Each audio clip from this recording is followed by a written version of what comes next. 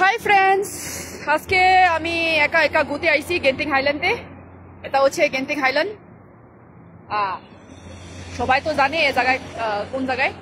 তো এখন আমি পাংসাপুরি রিয়া অ্যাপার্টমেন্টের সামনে দাঁড়া আছি। আজকে রাতে একটা মানে থাকার জায়গায় না আমি ব্যবস্থা হয় না, হয়তো এখানে যদি রুম খালি আছে তাহলে এখানে থাকবো।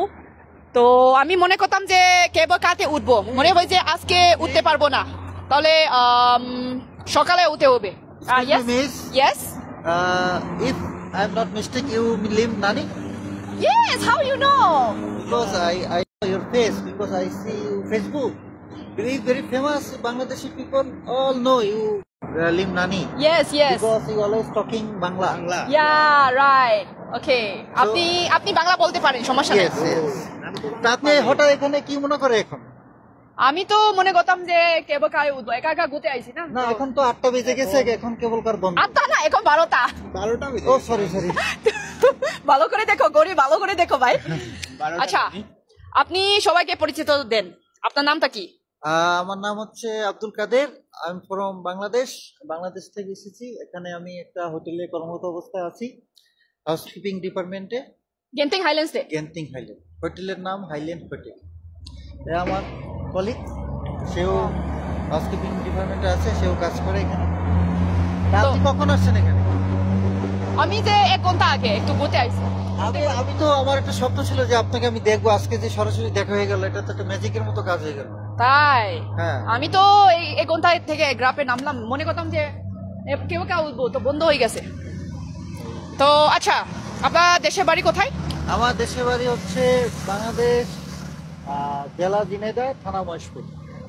ঝিনাইদহ মহেশপুর। এখানে কি আছে? মহেশপুর। আচ্ছা, তো গেন্টিং হাইল্যান্ড এখানে তোমার ডিউটি না? তো বেতন কি ভালো পায়? হ্যাঁ, মোটামুটি ভালো।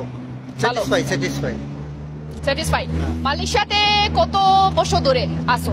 মালয়েশিয়াতে আছি 2 বছর 6-7 মাস মতো চলতেছে রানিং। এর আগে ছিলাম দুবাই। ও, আমার অনেক ফলোয়ার্স আছে দুবাই।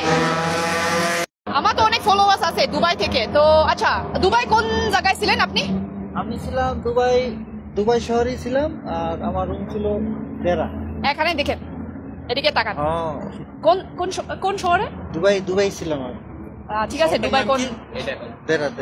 দেরা। তো ওইখানে বেতন কি ভালো?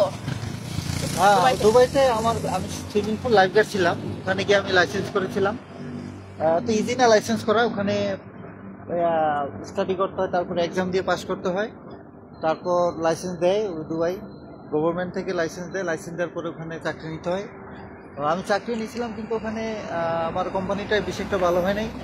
তাছাড়া ওখানে প্রচন্ড গরম, এই জন্য আমার তো গেন্টিং হাইল্যান্ড তো প্রচুর ঠান্ডা রাতে, তো গরম। এখানে তো 24 ঘন্টাই ঠান্ডা। আমি তো সারাদিনে সূর্য দেখি না বললেই চলে। এখানে তো তুমি তো ছোট কাপড়, তোমার গেঞ্জি তো কত ছোট দেখছো, আমি তো বড় গেঞ্জি। প্রথমে আমিও এখানে প্রচুর শীত অনুভব করতাম, কিন্তু আমি এখন অভ্যাস হয়ে গেছে না? অবশ্যই গেছে। আচ্ছা, যারা গেন্টিং হাইল্যান্ড আছো, তো একটু কমেন্ট করো, এই দুই ভাইকে জানে কিনা গেন্টিং কোন জায়গায়? হাইল্যান্ডে? না, তোমার হোটেল নাম হাইল্যান্ড হোটেলে যারা চাকরি করে। তো আজকে আমি তো একটা থাকা মতো জায়গায় ব্যবস্থা মানে খোঁজা লাগবে। আচ্ছা, ভালো থাকো ভাই, আমি যাওয়া লাগবে। ওকে, বাই।